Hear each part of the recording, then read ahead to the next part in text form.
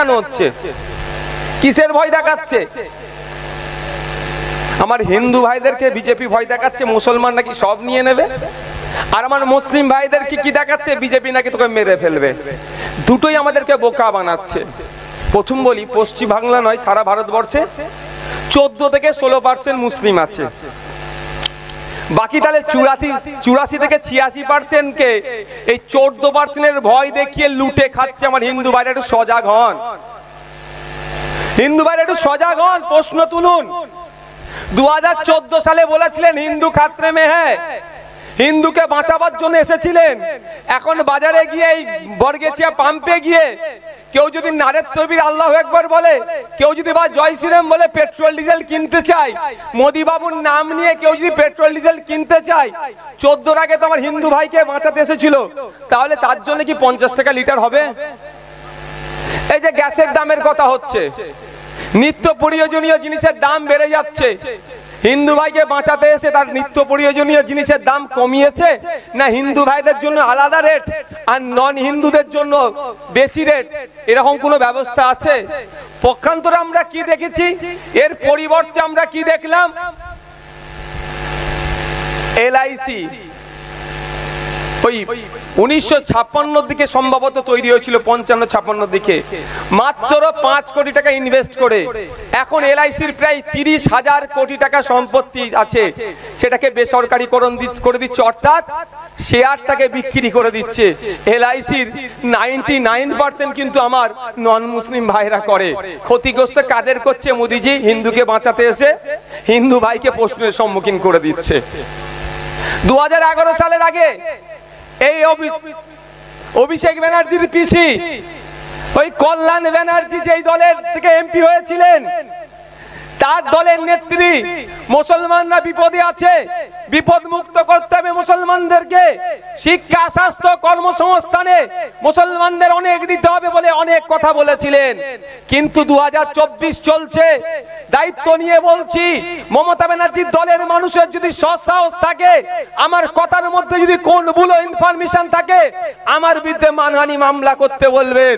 যে 2011 সালের আগে পশ্চিম বাংলার মুসলমানদের যতটা খারাপ সিচুয়েশন ছিল, 2024-এ এসে তার থেকে বেশি খারাপ জায়গায় ঠেলে দিয়েছে এই মুসলমানকে বাঁচাবার নামে।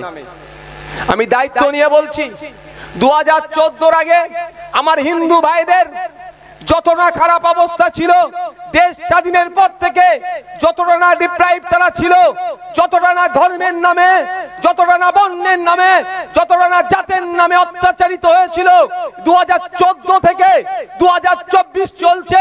ডেটা তুলে দেখবেন, আমার দলিত ভাইদের উপরে, আমার আদিবাসী ভাইদের উপরে, আমার পিছড়ে বর্গের ভাইদের উপরে এই বিজেপি সরকার থাকার পরে তার অত্যাচারের পরিমাণ কয়েক হাজার গুণ বাড়িয়েছে। সেই জন্য আমরা জবাব দিবার সময় এসেছে। এই সময় এসেছে কেন্দ্রের ফাঁসিবাদী বিজেপি সরকার আর রাজ্যের স্বৈরাচারী তৃণমূল সরকারকে একইভাবে পরাস্ত করতে হবে। দুটো ফুল এখন এক্সপায়ার হয়ে গিয়েছে, এক্সপায়ার ফুল যদি বেশি দিন বাড়িতে রাখা হয়, সেই ফুল পচবে, সেই ফুল পচে দুর্গন্ধ বার হবে, তার থেকে পোকা জন্মবে।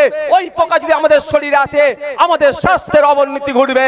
তাই সময় এসেছে, ফুল এক্সপায়ার হয়েছে, দুটো ফুলকেই আপনার সারগাটায় ফেলুন, খাম চিহ্নকে নিয়ে আসুন। খাম চিহ্ন আগামী দিনে সুষ্ঠু সমাজ ব্যবস্থা উপহার দেবে। অনেক কথা বলেছিল, কি দেখলাম আমরা? দিনের শেষে একজন হিন্দুকে বাঁচাতে এসেছেন, একজন মুসলমানকে বাঁচাতে এসেছে। এসে কি দেখলাম? অমিত শাহজির ছেলে জয় শাহজি, তার ব্যবসা রকেটের গতিতে বেড়েছে, আর মমতা ব্যানার্জির ভাইপো অভিষেক ব্যানার্জি, তার সম্পত্তি রকেটের গতিতে বাড়ছে। আর আপনার আমার পাশের বাড়ির রাম কাকু, আপনার আমার পাশের বাড়ির রহিম চাচা, যে আগে ওই মার্কেটে বসে সবজি বিক্রি করতো, কাকা চাচা যাই বলুন না কেন, তার সম্পত্তি, তার অবস্থা কোথায়? ক্রমশ তলানিতে যাচ্ছে।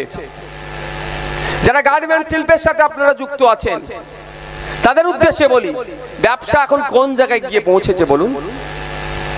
আর ওইদিকে ওরা হিন্দু মুসলমান করছে। আমাদের দ্বারা ওটা সম্ভব হবে না।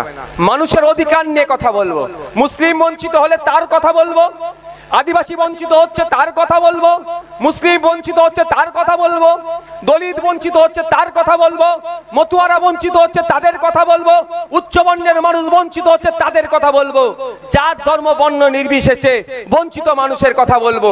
বঞ্চিত মানুষের কথা বলছি বলেই ওনাদের প্রচুর রাগ হয়ে যাচ্ছে। কে বলছে? একটা সময় ছিল সিপিএম এর টাকাই নাকি আমরা লালিত পালিত হচ্ছিলাম, বিজেপির কাছ থেকে নিচ্ছিলাম। এখন আমার সিপিএম এর বন্ধুরা বলতে শুরু করেছে তৃণমূল আর বিজেপি টাকায় হচ্ছে। ঠিক কথা, তাদের কথাটাকে সম্মান দিয়ে বলছি। আমাদের সুইস ব্যাংকে অ্যাকাউন্ট নাই, 34 বছর আপনারা শাসন করেছেন, একটু তো লাইন ঘাট আছে নিশ্চয়ই আপনাদের। একটা সুইস ব্যাংকে অ্যাকাউন্ট অন্তত আমাদের পার্টির নামে বা নাহলে আমাদের নামে একটু বানিয়ে দিতে বলুন না তাদেরকে। এত টাকা রাখবো কোথায়? সবাই বলছে টাকা দিচ্ছে, রাখার তো জায়গা রাখতে হবে ভাই। শুধুমাত্র আমাদের মধ্যে মিস কমিউনিকেশন করিয়ে, মিস মানে ভুল বার্তা ছড়িয়ে আমাদেরকে প্রভাবিত করে আমাদের শুধু ভোটটা লুটতে হচ্ছে। আমার প্রশ্ন, একটা এমপির কাজ কি আপনাদের জানা দরকার। এটা পঞ্চায়েতে নির্বাচন হচ্ছে না, আপনার পঞ্চায়েতের প্রধান কে হবে? সমিতির নির্বাচন হচ্ছে না, সমিতির সভাপতি কে হবে? এটা দেশের নির্বাচন হচ্ছে। পার্লামেন্টে গিয়ে নাগরিকেরকে কথা বলবে সেই রকম লোককে আমাদের পাঠাতে হবে। আর এটা সিপিএম, কংগ্রেস, তৃণমূল, বিজেপি ভালো করে বুঝে গিয়েছে যে 294টার মধ্যে সংযুক্ত মোর্চার পক্ষ থেকে নওশাদ সিদ্দিকী বিধানসভার মধ্যে গিয়ে যেভাবে কথা বলছে, যদি আজকে জোট করি আইএসএফ এর পক্ষ থেকে যদি একটা পার্লামেন্টের মধ্যে পৌঁছে যায়, বাকি রাজনৈতিক দলগুলোর দোকান বন্ধ করে দেবে আইএসএফ একাই। ওরা ভয় পেয়েছে, ওরা ভয় পেয়েছে, সেই জন্য কি জোট হবে না। আরে ভাই, পিছনে আস্তে আস্তে আস্তে দেয়ালে পিঠ থেকে গিয়েছে। আরে ন্যূনতম তো আমাদের আত্মমর্যাদা আছে না নাই ভাই? আমরা বলেছিলাম কি শেষ পর্যন্ত 7টা, তাও হলোনি। আপনাদের বলে রাখছি, আপনাদের জেনে রাখা দরকার, মাইকের আওয়াজ যাচ্ছে, আমার বামপন্থী বন্ধুরাও শুনছেন, প্রত্যেকের উদ্দেশ্যে বলবো 2021 নির্বাচনের কথা আমরা ভুলে যাইনি। দেগঙ্গা আমাদের জেতা সিট ছিল।